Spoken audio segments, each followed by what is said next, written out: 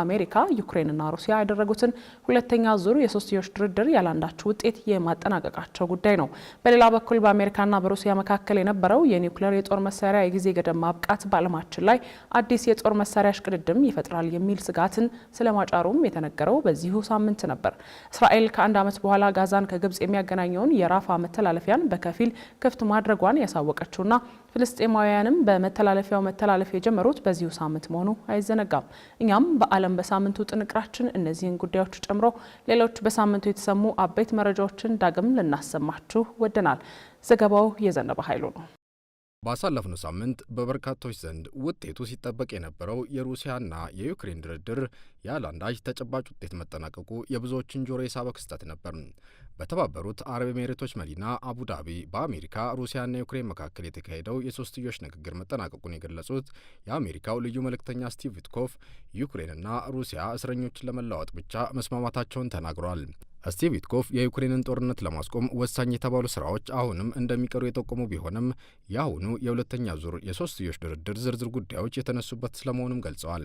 ልዩ መልእክተኛው የዩክሬንን ጦርነት ለማስቆም በርካታ ስራዎች የሚቀሩ ቢሆንም መሰሉ ዲፕሎማሲያዊ ግንኙነት መቀጠሉ ተጨባጭ ለውጥ ለማምጣትና ጦርነቱን ለማስቆም ይረዳል ማለታቸውም ተሰምቷል። ሩሲያና ዩክሬን በዚህ ስምምነት መሰረት 314 የጦርነት እስረኞችን መቀየራቸውም ተሰምቷል።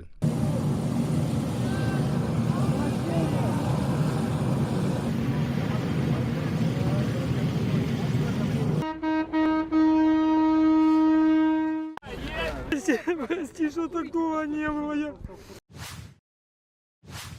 ወደ ቀጣዩና ሌላኛው የሳምንቱ አነጋጋሪ ዓለማችን ዜና ስንሻገር የምናገኘው በሩሲያና በአሜሪካ መካከል ላለፉት 16 ዓመታት የቆየው የኒውክሌር የጦር መሳሪያ ቁጥጥርና ገደብ ስምምነት የጊዜ ገደቡ መጠናቀቅን ጉዳይ ነው።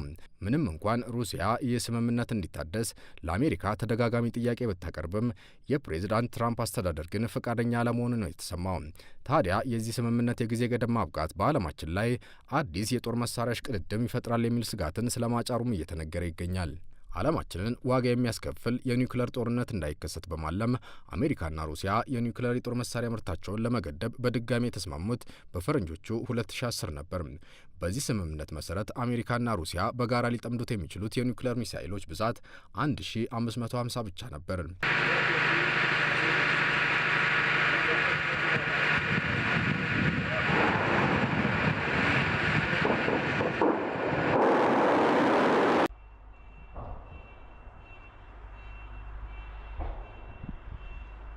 ሆኖም ሩሲያ በአጠቃላይ 5459 የኒውክሌር ጦር መሳሪያዎች ያሏት ሲሆን አሜሪካ ደግሞ 5177 የኒውክሌር የጦር መሳሪያዎችን በመያዝ ዓለማችንን ይመራሉ።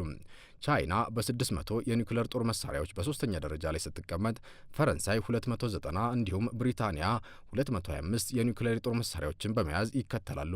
ታዲያ ሁለቱ የዓለማችን ልዕለ ኃያል የኒውክሌር ጦር መሳሪያ ባለቤቶች ከዚህ በፊት ያስቀመጡትን የኒውክሌር አረር ገደብ ያለፈ የኒውክሌር ሚሳኤሎችን ማምረት ከቀጠሉ ደግሞ ለዓለማችን ከፍተኛ የደህንነት ስጋት እንዳለው ነው እየተነገረ ያለው።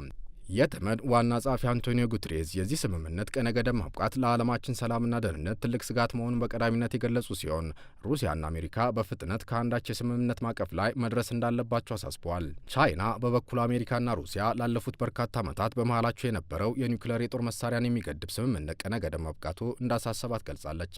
የቻይና ውጭ ጉዳይ ሚኒስትር ቃል አቀባይ ሊጂያን የዓለምን ደህንነት ለመጠበቅ ሲባል አሜሪካና ሩሲያ በፍጥነት በመነጋገር ስምምነቱን እንዲያድሱ ጠይቋል።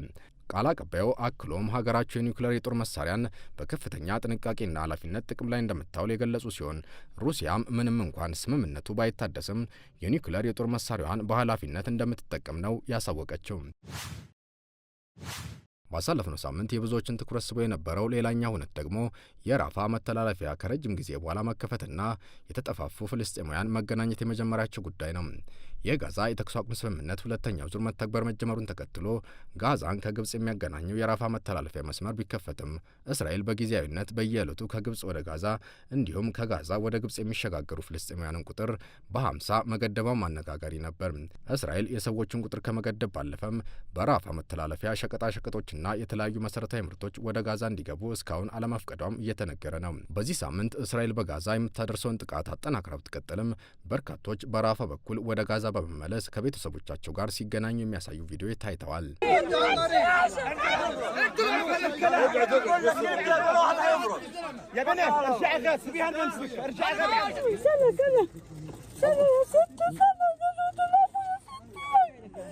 በዚህ ሳምንት የተወሰነ ቁጥር ያላቸው ፍልስጤማውያን ታካሚዎችም በጋዛ በኩል ለሕክምና ግብጽ መግባታቸውም ተመላክቷል።